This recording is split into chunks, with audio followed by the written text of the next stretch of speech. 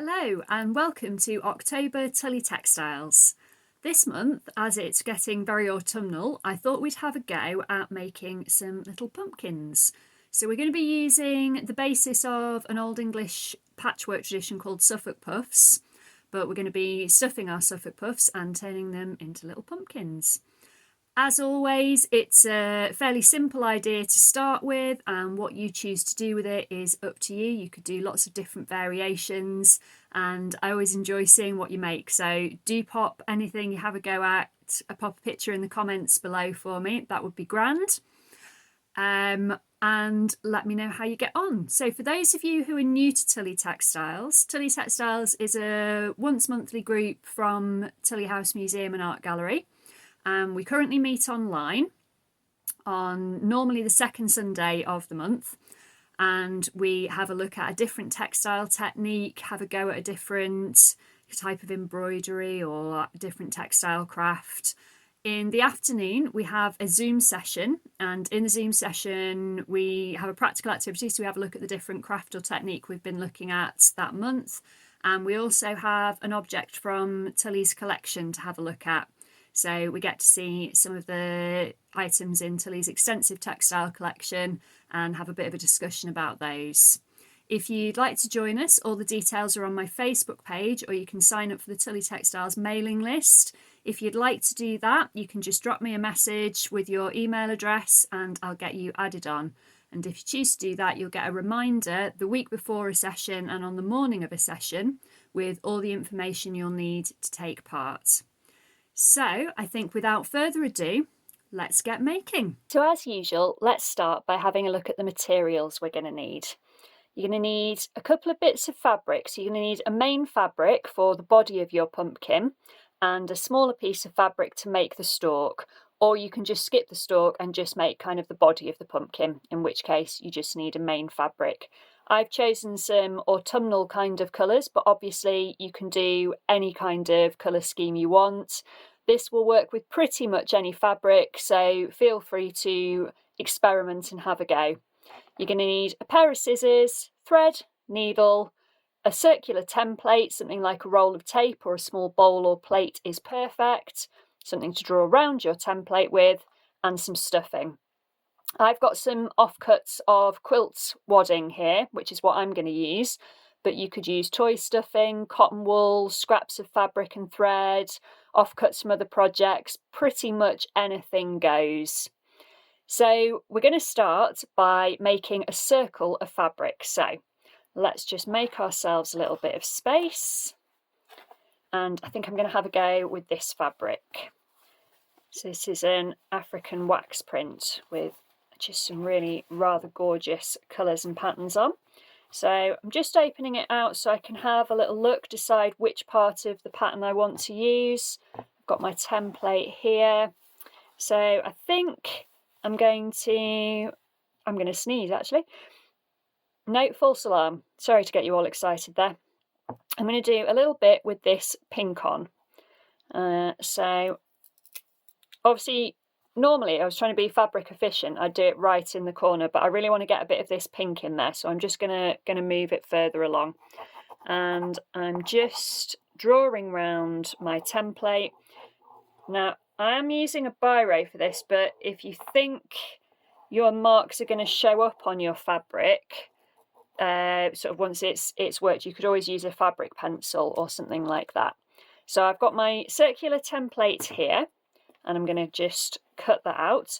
Now, this is going to make really quite a small pumpkin. Obviously, the bigger the circle you use to start with, the bigger your pumpkin will be. And you can have a bit of fun experimenting with different templates, different circular things to see what effect you can achieve.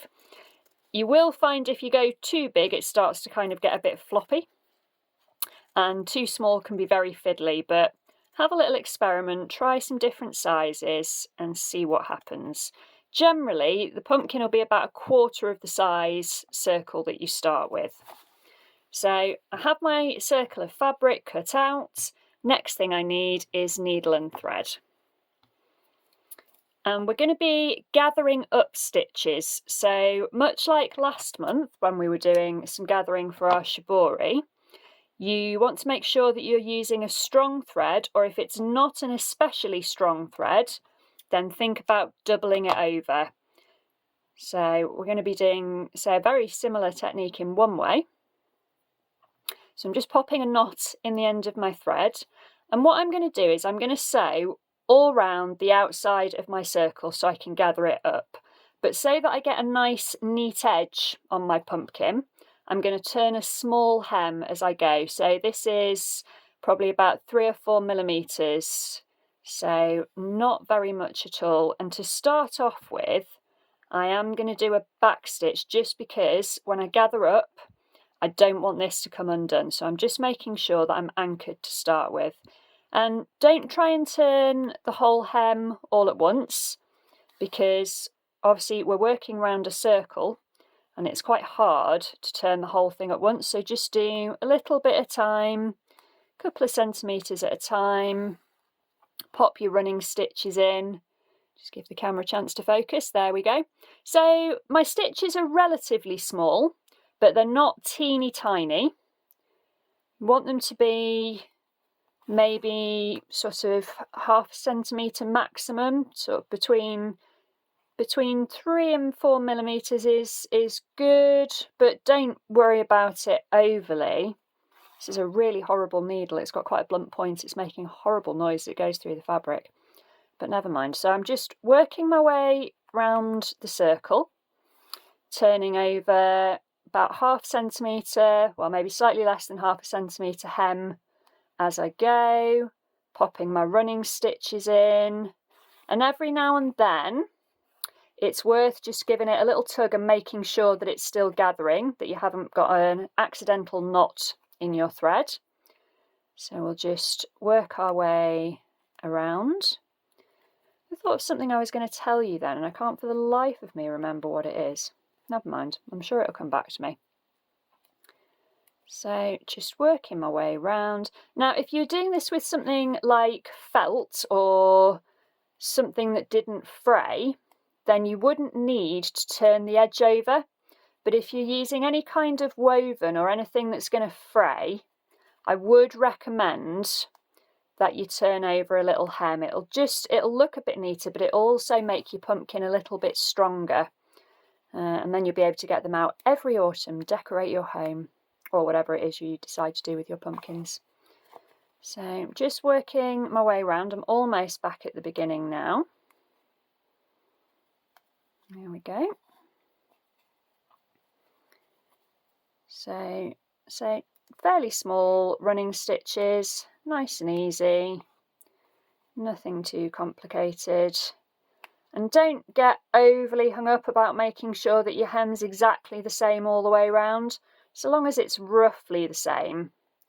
We're basing this on a natural object, and you know, natural objects have lots of quirks and irregularities, so we won't worry too much about that. So what you can hopefully see now is that I've got my circle of fabric all the way around. It's got a hem turned over and held down with running stitch. And what I can start to do is just gather that up. And you can hopefully see how the pumpkin's going to form. So I'm going to just do a little bit more gathering. I'm going to chase some of those gathers round. I'm not gathering it totally fully yet because I want to stuff it basically. So I'm just evening the gathers out, so it's sort of got a bit of gathering all the way around rather than just on one side. Again, doesn't need to be totally even, just roughly even is good. And I'm going to leave it open like that for the moment and pop a bit of stuffing in. So as I mentioned before, I'm using quilting wadding, and I'm just tearing some bits off so it's nice and fluffy and just tucking them in. And then how much you put in is really up to you. You don't need loads and loads. You only really need enough to help it keep its shape. So just fluff a bit more up and tuck it in so that we get a nice round shape. Just use your fingers and thumbs just to manipulate it into form. And you can start to see how we're getting a little pumpkin. So still don't gather it up totally yet, because what we want to do next is we want to pop a little stalk in. So let's make a small stalk for our pumpkin. I'm going to use a bit of dark green because I think that'll look nice with the colours. And what I'm going to do is I'm just going to cut a short strip of fabric about twice as wide as I want my stalk to be. So the height of my stalk, I'm going to cut my strip of fabric twice as high. So if I want my stalk to be this high, I'm going to cut my strip of fabric twice. So that's the height of my stalk, and that's how wide my strip of fabric is going to be. I think that was possibly the worst explanation ever, but hopefully it will all make sense. Now, of course, you could do something radical like iron, but I'm obviously not going to. And I'm just going to tidy the ends off. And the reason I've cut this twice as wide as I want the height of the stalk to be is because I want to hide all of my ends. So what I'm going to do is fold over an end like this, one of the shorter ends of the strip, and I'm going to fold it in half like this. Again, you know, feel free to use an iron. I'm not going to bother. Just while I'm working on it, I am going to pop a pin in this bit, but you don't need to. And you'll find with a lot of cottons particularly, you can kind of finger press, which is where you just score a bit like you would a bit of paper. You can just fold it like that. So this end is all neatly encased, it's all folded over. So I folded over the short end and I folded it in half. So I'm not going to worry about folding this end over because this is going to be caught up. So the way we're going to make our stalk is to make a little roll. So I'm just going to start rolling it up.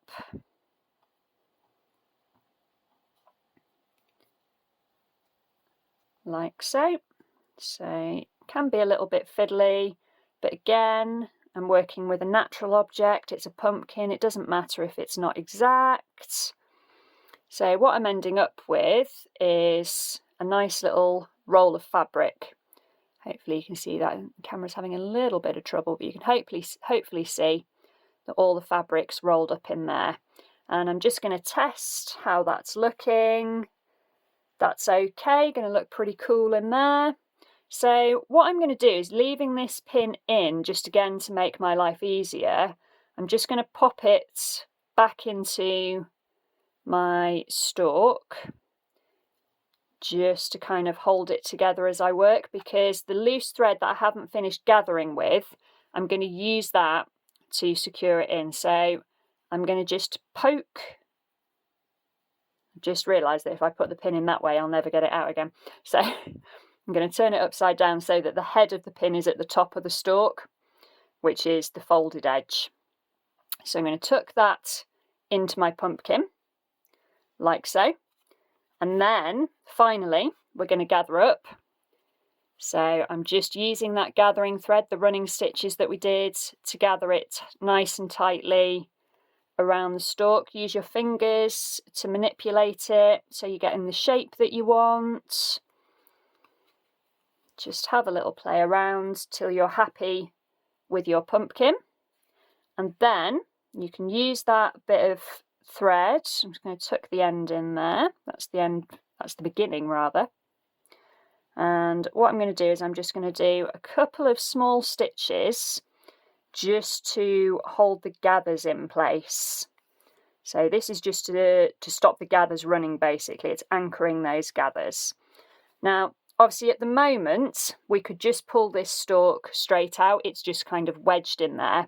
So what I'm going to do is I'm going to use this thread to stitch it in. So I'm just going right through the middle of the stalk and coming out on the other side of the pumpkin. Now, these are obviously just meant to be decorative. These aren't meant to be, you know, toys or anything like that. So obviously, if you're doing this and children are going to be playing with them, just be aware that I'm not making this to be super tough. It will pull apart with enough effort, but you can certainly make them tough enough for decorations. Got a bit of a knot in my thread there, but it's hidden in the gathers, so I'm not really going to worry. So again, I've just come over to the other side of the stalk and the pumpkin, and I'm just going through. So I've got like a little cross of stitches through the middle. You can take that out. Now, if you want to, you could slip stitch along here. I'm just going to leave it rolled because I'm really quite happy with that as it is. And just do another couple of stitches just to gather everything up nice and tightly. Couple of small stitches just to finish my thread off. Don't want things coming unravelled. And then I'm just going to feed it into the middle of the pumpkin. Snip it off, because then what it'll do is it'll disappear back into there, so I've got no loose ends. And there I have one little pumpkin. So you can see now I've probably made the stalk on this a little bit thick, probably for proportion wise. It could have been done with being a bit shorter, but you can play around with that. To make it less thick, I should have just used a shorter strip. So I think the width is about right, the height's about right, but probably could have done with being a bit shorter, but it's all just there to experiment with. So have a play with your fabrics, make a different, think about different textures, different fabrics for your stalks, have a play, make a selection and have fun.